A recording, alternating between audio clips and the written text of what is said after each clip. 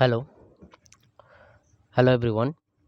আ ১৬ তারিখে যে ফুড এসআইয়ের এক্সামটা হয়েছিল, তার ফার্স্ট শিফটের ম্যাথের সলিউশনটা করা হচ্ছে। তো দেখে নেওয়া যাক যে সমস্ত ম্যাথের কোয়েশ্চেনগুলো এসেছিল, সেগুলো কীভাবে সলিউশন করা যায়।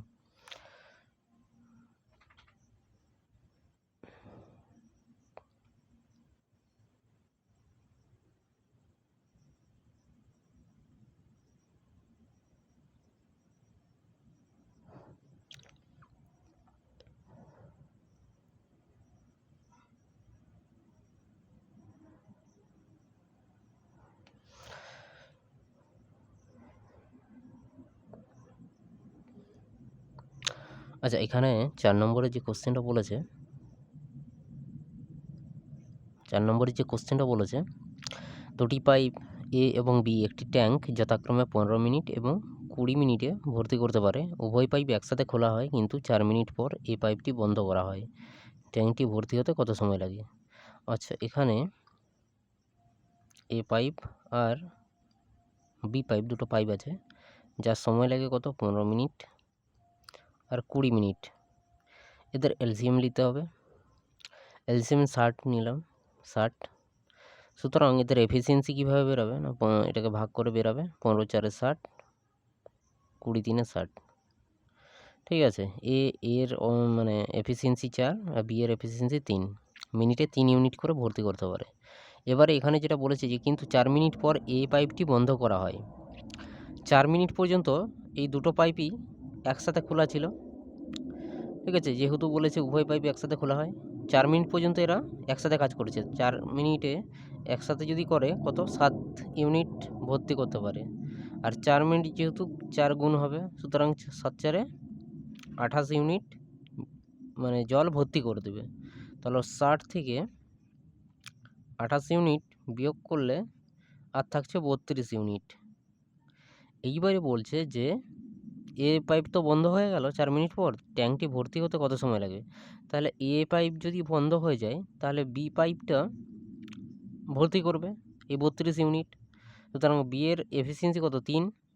তাহলে ৩ দিয়ে যদি ৩২কে ভাগ দেওয়া যায়, তাহলে ৩ ১০ ৩০, ২ থাকছে, তাহলে ২/৩ মানে ১০, এটা ১০ মিনিট, 2/3 সেকেন্ড। না, এটা মিনিটে আছে, এটাকে সেকেন্ডে নিয়ে গেলে ৬০ দিয়ে গুণ করতে হবে। ২০ ৩ ৬০, তাহলে ২০ দ্বিগুণে ৪০, তাহলে ১০ মিনিট ৪০ সেকেন্ড। আর এদিকে যেমন ৪ মিনিট লেগেছিল, সেটা যোগ করতে হবে। এখানে কি বলেছে? ট্যাঙ্কটি ভর্তি হতে কত সময় লাগবে? সুতরাং ১০ ৪ ১৪ মিনিট, ১৪ মিনিট ৪০ সেকেন্ড এই অ্যান্সারটা হবে। সুতরাং লাস্ট যে অ্যান্সারটা রয়েছে ১৪ মিনিট ৪০ সেকেন্ড, ডি অপশানটা হয়ে যাবে।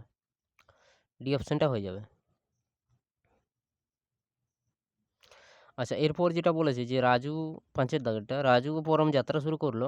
রাজু ২০ কিলোমিটার বেগে উত্তর দিকে এবং পরম ৩০ কিলোমিটার দক্ষিণ দিকে যাত্রা করে। ৬০ মিনিট পর রাজু থেকে পরম কত দূরে থাকবে? এটা কিছুই নয়। যেমন এটা নর্থ, সাউথ, এটা ইস্ট, এটা ওয়েস্ট। নর্থ ১ ঘন্টায় যদি ২০ কিলোমিটার নর্থ বা উত্তর দিকে যায়, তাহলে ১ ঘন্টায় ২০ কিলোমিটার উত্তর দিকে যাচ্ছে, আর ১ ঘন্টায় ৩০ কিলোমিটার যাচ্ছে দক্ষিণ দিকে। তাহলে ৩০ দুয়ে ৫০, ৫০ কিলোমিটার হয়ে যাবে বি অপশানটা।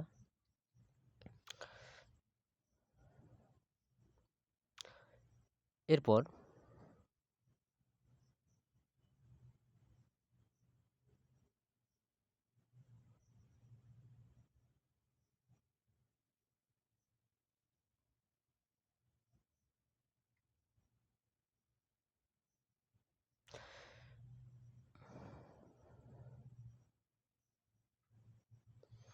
কি বলছে? ৫০টি সংখ্যার গড় হচ্ছে ২৮। তাহলে ৫০ ইন্টু ২৮, ৮ ৫-এ ৪০-এর ০, 5 দুগুণে 10, 4 14, মানে 1400। আর এখানে বলছে 25 আর 35 মানে 60। এটা কি বাদ দিতে হবে, ঠিক আছে? তাহলে এখান থেকে বাদ দিয়ে দাও। 0, 4, একটা 3, 1। তাহলে এই সংখ্যাটা দাঁড়াচ্ছে। তাহলে অবশিষ্ট সংখ্যাগুলির গড় কত? তাহলে এইটাকে এখন কত দিয়ে, দুটা সংখ্যা যেহেতু বাদ দেওয়া হয়েছে, তাহলে আর 48টা, 50-এর মধ্যে 48টা সংখ্যা রয়েছে। তাহলে 48 দিয়ে এটাকে ভাগ দিতে হবে। তাহলে 48 2-এ 96, 6 থেকে 4,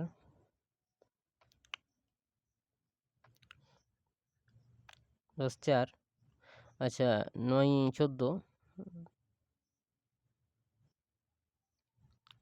5, 1 থাকবে। আচ্ছা 9টা 10 হবে, ঠিক আছে, সরি।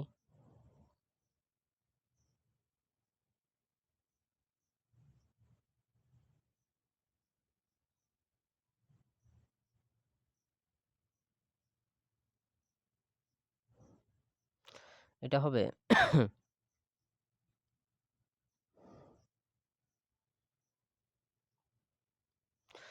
এটা 6 10 4 হবে। আর 9টা 10 হয়ে গেলে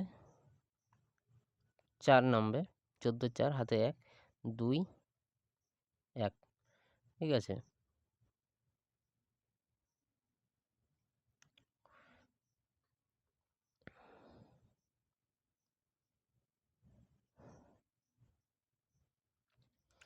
সরি, একটু ভুল হয়ে গেছে।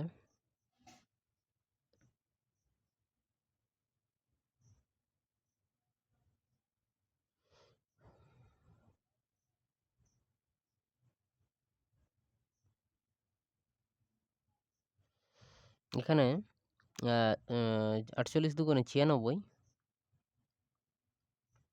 ঠিক আছে। আচ্ছা 6 8 6 14, 8, 9টা 10 হয়ে যাবে 3, 380 নামবে, ঠিক আছে। 380 আর এটা 7 দিয়ে ভাগ করলে হবে 336, 336। এবারে নামবে। আচ্ছা দেখো, এখানে পুরো ভাগ করার দরকার নেই, যে 27 যেই চলে এসছে, 27 পরে, এরপরে দেখো 6 4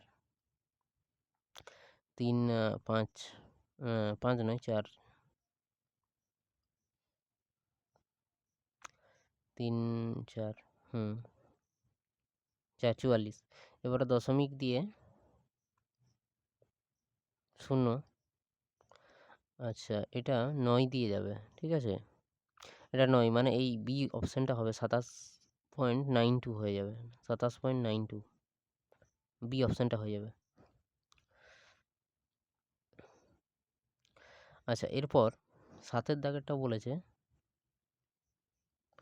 কি বলছে, বার্ষিক কত শতাংশ সুদে 4 বছরে 1000 টাকা 1400 টাকা হবে। তাহলে দেখো 4 বছরে কত, 1400 হচ্ছে, তাহলে সুদ কত, এসআই কত, 1400 মাইনাস 1000, 1000 সমান 400 টাকা। তাহলে 400 টাকা 4 বছরের সুদ, 1 বছরের সুদ কত, 100 টাকা। তাহলে 1 বছরে 100 টাকা যদি সুদ হয়, আর আসল কত 1000 টাকা, ইন্টু 100 করলে কি আমাদের সুদের হার বেরিয়ে যাবে, বার্ষিক শতাংশ কত শতাংশ। তাহলে দুটো শূন্য কাটো, একটা শূন্য কাটো, 10%, 10%, ঠিক আছে। এই অপশানটা হয়ে যাবে, এই অপশানটা হয়ে যাবে। আচ্ছা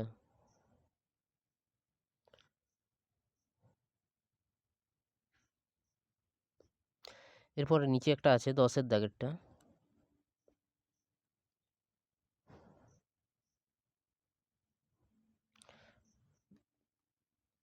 10এরটা কি বলছে, দুটি সংখ্যার অনুপাত 3:5,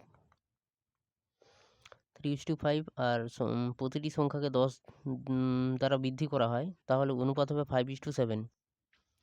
আচ্ছা 5:7, আর প্রত্যেকটা 10 বৃদ্ধি, মানে এদের গ্যাপটা হচ্ছে 2 করে, 5 2 7, 3 2 5, 2 করে। সুতরাং 2 এর মানই 10। তাহলে 1 এর মান কত হবে? 5। 1 এর মান 5 হলে সংখ্যাগুলি কী হবে? তাহলে 5 3 একটা হবে 15, 5 5 25। ডি অপশানটা হয়ে যাবে 15 আর 25। ডি অপশানটা হয়ে যাবে।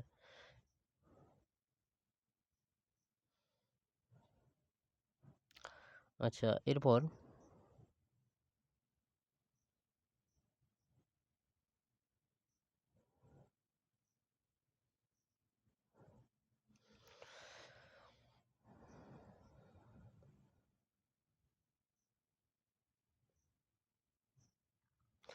আচ্ছা 12 নম্বরটা, সরি,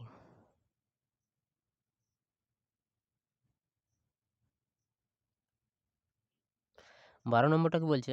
এটা একটি পার্টনারশিপের অঙ্ক।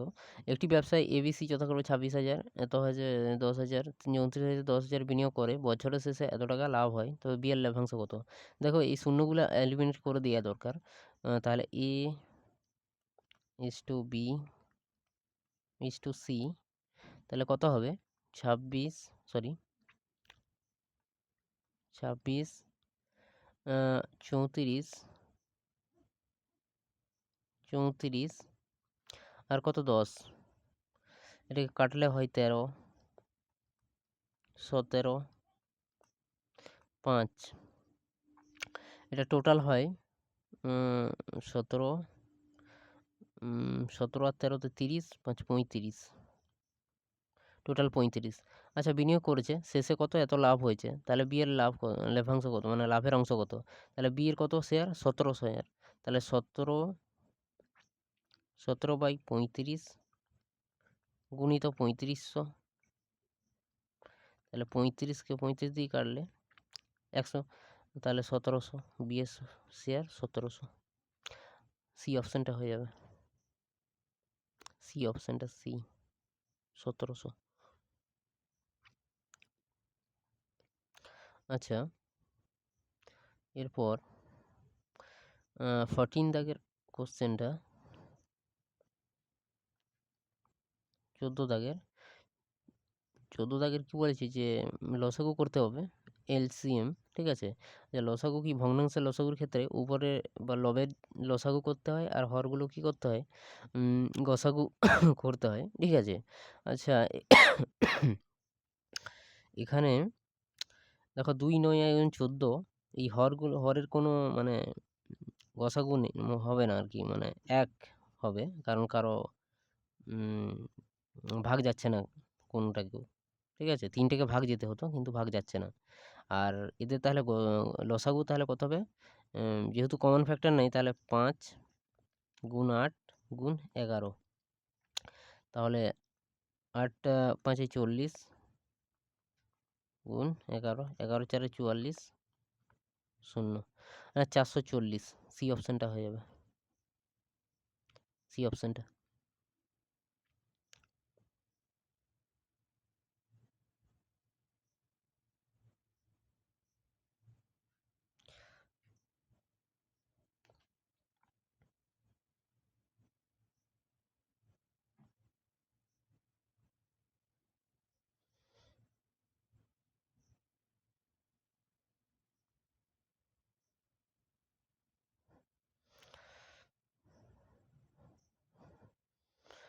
আচ্ছা এখানে 16 নম্বরটা, 16 নাম্বার, 16 নাম্বারে কি বলছে? 100টি পেন্সিল বিক্রি করে একজন দোকানদার 20টি পেন্সিল বিক্রির মূল্য লাভ করে, তার লাভের শতাংশ কত? আচ্ছা দেখো 100টি পেন্সিলের সেলিং প্রাইস মাইনাস 100টি কস্ট প্রাইস মাইনাস করলে তবে তো আমি লাভ পাবো। লাভটা কত? 20টা পেন্সিলের সেলিং প্রাইসের সাথে সমান, ঠিক আছে? 20টি পেন্সিলের বিক্রয় মূল্য সেলিং প্রাইসের সাথে সমান। তাহলে এবারে 100 থেকে 20 মাইনাস করলে 80 হবে। 80টা কি সেলিং প্রাইস, সমান এইদিকে যদি আমি 100টা কি সিপি পাঠিয়ে দিই থাকবে। এবারে 100, হ্যাঁ, তাহলে 20 5 120 4 80, তাহলে এসপি বাই সিপি সমান 5/4। তাহলে এসপি 5 আর সিপি 4, মানে সেলিং প্রাইস 5 আর কস্ট প্রাইস 4। তাহলে কি হচ্ছে না, লাভ কত, প্রফিট কত? প্রফিট 1 প্রফিট 1, তাহলে 1/সিপি 4 গুণিত 100, তাহলে 25 4 100, 25 4 100, তাহলে 25%। লাভের শতাংশ কত? 25%। এই অপশানটা হয়ে যাবে। আচ্ছা, এরপর 17 নম্বরটা, 17 নম্বর কি বলছে? স্রোতের অনুকূলে একটি নৌকা 2.5 ঘন্টায় কত যায়? 30 কিলোমিটার দূরত্ব অতিক্রম করে। ফেরার সময় একই দূরত্ব 3/4 ঘন্টায় অতিক্রম করে। স্থির জলে নৌকার গতিবেগ কত? আচ্ছা, স্রোতের অনুকূলে, তাহলে অনুকূলে কি গতিবেগ কত তাহলে? তাহলে স্পিড অফ ডাউন স্ট্রিম কীভাবে বেরাবে? না 30 বাই কত? 2 দুগুণে 4, 5/2 মানে 5, আর উপরে 2টাই চলে যাবে। তাহলে 6 5 30, 6 দুগুণে 12, 12 কিলোমিটার ঘন্টা, আর এদিকে স্পিড অফ আপস্ট্রিম কত? স্পিড অফ আপস্ট্রিম কত হয়ে যাবে? 30/4, 3 12, 3 15/4, মানে 4টা উপরে চলে আসবে, নিচে 15, 15 দুগুণে 30, 4 দুগুণে 8। ঠিক আছে, এবারে স্পিড অফ বোট কত কি হবে? না, দুটাকে যোগ করে 2 দিয়ে ভাগ করতে হয়। তাহলে 8 4 12, 12 8 20, তাহলে 20/2 সমান 10, 10 কিমি পার আওয়ার। কিন্তু এখানে তো কোনো 10 কিমি পার আওয়ার নেই, সুতরাং উপরের কোনোটিই নয়, এই ডি অপশানটা হয়ে যাবে। আচ্ছা, এরপর পার্টনারশিপের রেশিও প্রপোর্শন একটা অঙ্ক আছে, এইটা দেখি। যে 20 দাগেরটা, 20 দাগের কি বলেছে? যে এবিসি এর আয়ের অনুপাত 7:9:12 এবং তাদের ব্যয়ের অনুপাত 8:9:15। যদি এ তার আয়ের 1/4 অংশ সঞ্চয় করে, তাহলে কি এবিসি এর সঞ্চয়ের অনুপাত কত? দেখো, ইনকামের রেশিও কি কি দেওয়া আছে? এ, বি আর সি। ইনকামের রেশিও কি দেওয়া আছে? 7:9:12, 7:9:12। আর এক্সপেন্ডিচারের রেশিও দিয়ে আছে 8:9:15। এইবার একটা কন্ডিশন দেওয়া আছে, যদি তার আয়ের 1/4 অংশ সঞ্চয় করে, মানে এর যদি ইনকাম যদি 4 ইউনিট হয়, তাহলে সঞ্চয় করবে, মানে সেভিং করবে 1 ইউনিট। তাহলে তার এক্সপেন্ডিচার কত হবে? তাহলে 4 থেকে 1 বাদ দিলে কত হয়? যদি সঞ্চয় করে আর এটা তার ইনকাম, তাহলে এক্সপেন্ডিচার 3 ইউনিট হবে। তাহলে 4 ইউনিট ইনকাম এবং 3 ইউনিট কি এক্সপেন্ডিচার, এই অনুপাতে সবগুলোকে সাজাতে হবে। মানে কোনো, যেমন এর ইনকাম এবং এক্সপেন্ডিচার দেওয়া আছে, তো সুতরাং এর যে অনুপাতটা, সেটাকে এই অনুপাতে নিয়ে আসতে হবে। নিয়ে আসলে তাহলে সবগুলো কি এই অনুপাতে চলে আসবে। তাহলে আনার আগে আমাকে যে ইনকাম এবং এক্সপেন্ডিচারটা আছে তাকে আগে সমান করতে হবে। তাহলে এই দুটাকে, এটাকে 8 দিয়ে গুণ দিতে হবে, এটাকে 7 দিয়ে গুণ দিতে হবে। তাহলে এটাকে যদি 8 দিয়ে গুণ দেওয়া হয়, 8 7 56, 8 লং 72, আচ্ছা 12 8 96। এগুলো হচ্ছে ইনকামের রেশিও। তারপরটা কি আছে? 8 7 56 ইস্টু 7 লং 63, 15 7 105। এইবারে এটাকে ইনকামটাকে 4 দিয়ে গুণ দিতে হবে আর এক্সপেন্ডিচারটাকে 3 দিয়ে গুণ দিতে হবে।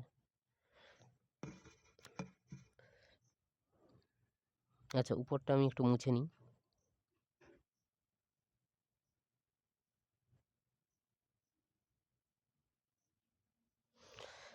এটা গুণ করলে হবে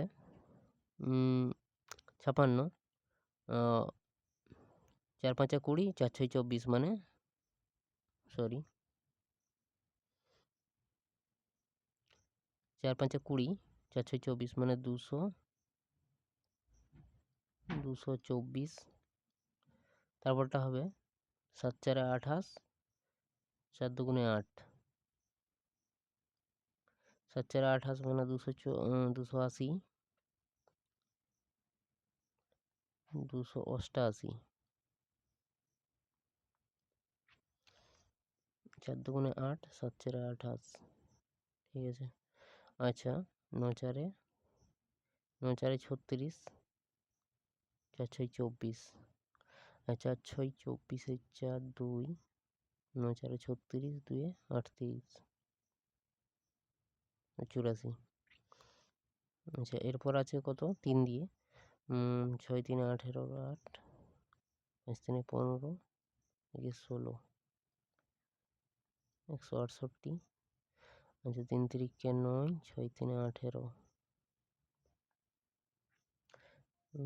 3 5 15, 3 3।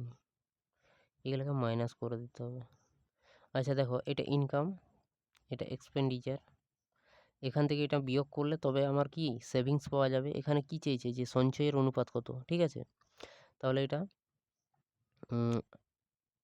8 6 14, 6 1 7, 6টা 7, 7 5 12, 56। আচ্ছা, এটা 8 18, 9 9 হয়ে গেল, 9 2 9। আচ্ছা, 5 14, 5 4 9, একটা 2 2 2 2 6। দেখো তো 56 99, 56 99, 69, এই অনুপাতটা, মানে এই অপশানটা হয়ে যাবে, এই অপশানটা হয়ে যাবে। ঠিক আছে।